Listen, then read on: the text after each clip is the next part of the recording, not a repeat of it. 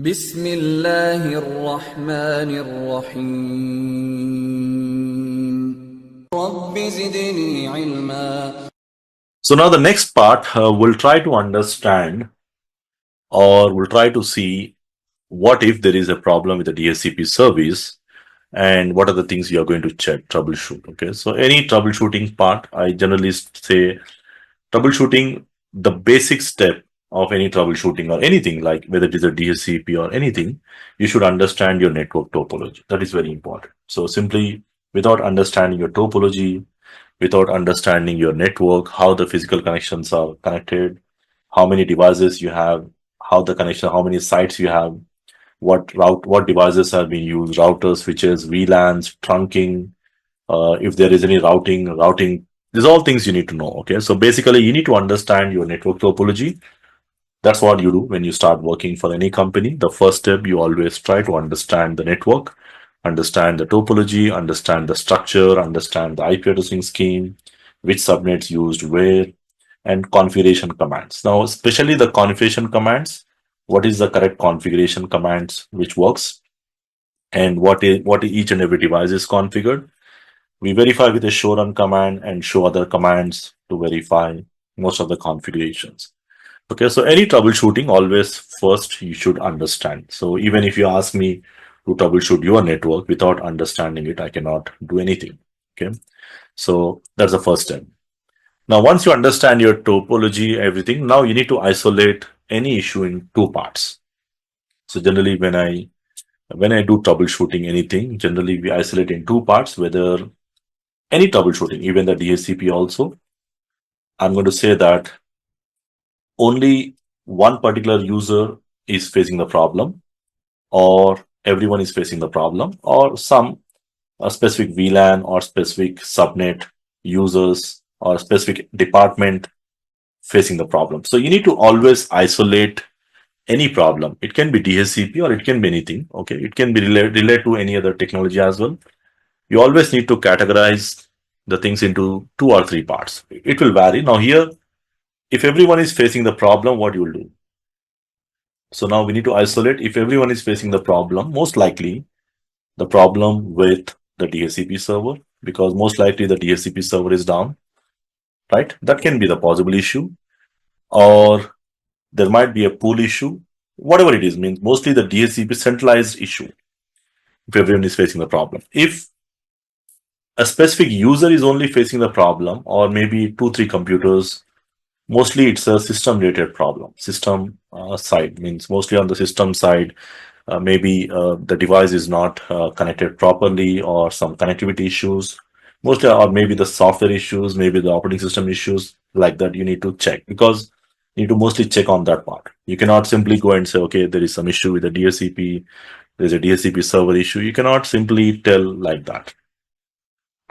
If a specific VLAN or department or any specific user, group of users facing the problem, most likely it's an issue with a gateway or the routing related issues, like VLAN issues, trunk related issues, or it can be routing related issues for that particular department.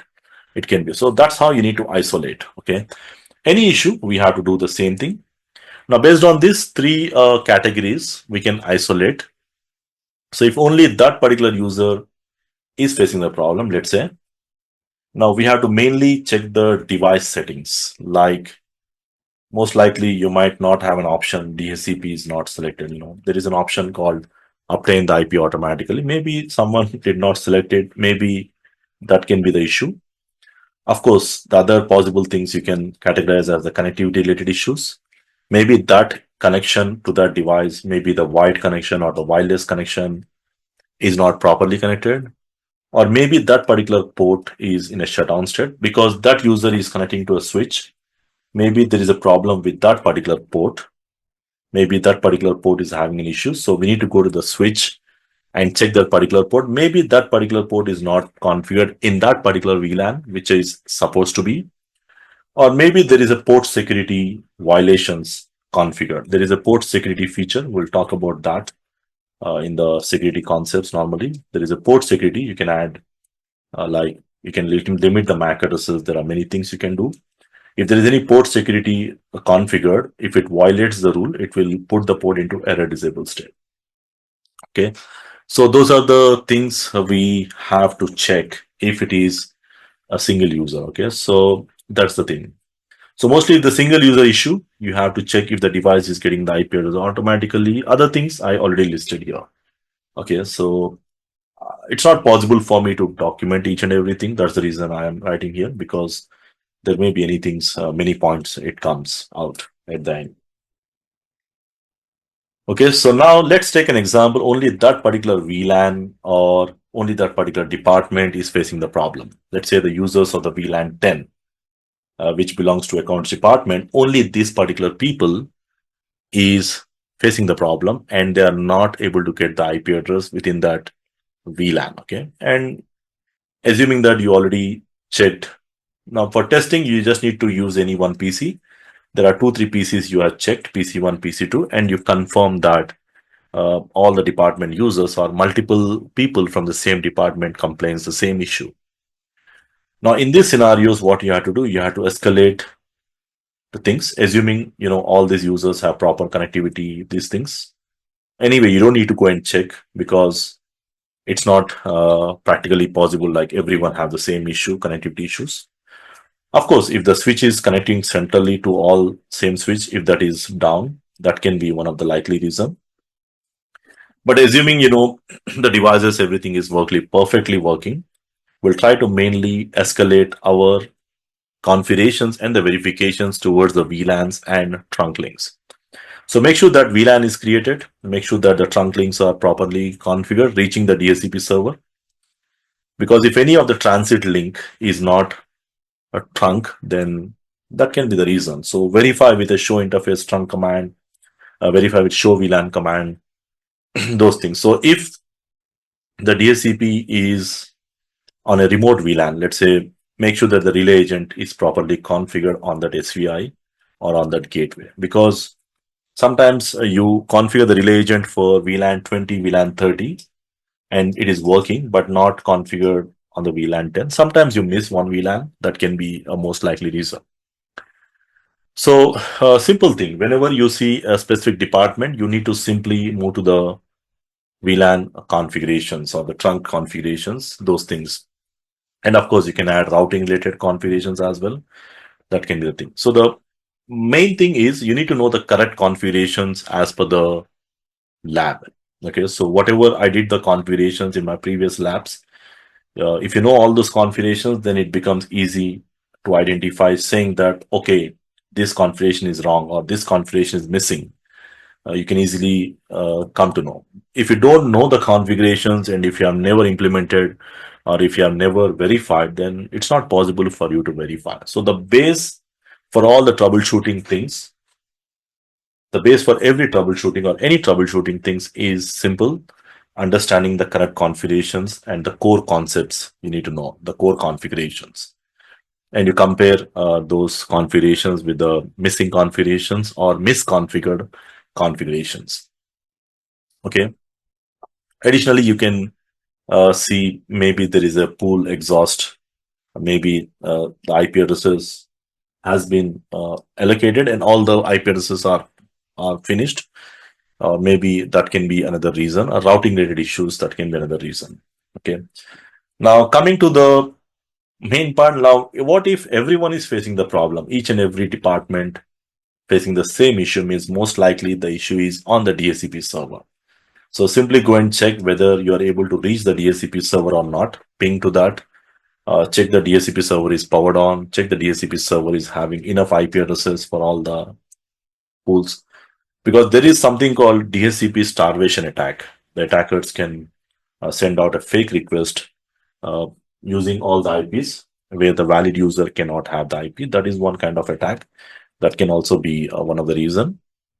Make sure that you have the reachability to the DHCP server. Those are the other things. Ensure that there is no ACL configured in the transit which is denying the DHCP traffic, especially the port number 6768 used by the DHCP server. And if you're using if you're using the DHCP server inside the VM, then check the VM settings, connectivity, and other things. So The DHCP server can be a dedicated server or it can be in the VM. So most likely you have to check the DHCP related options, reachability to that. So same thing I try to summarize in my slides here. A single user, mostly check the user specific configurations. If every user, check the centralized DHCP configurations. And if it is a single VLAN or multiple VLANs, check the VLAN, routing, trunks, all those things. So at the end, you should know the correct configurations. Now, finally, the summary of all the things, we can cover it in 10 steps. Like the first step is verify the DHCP configurations.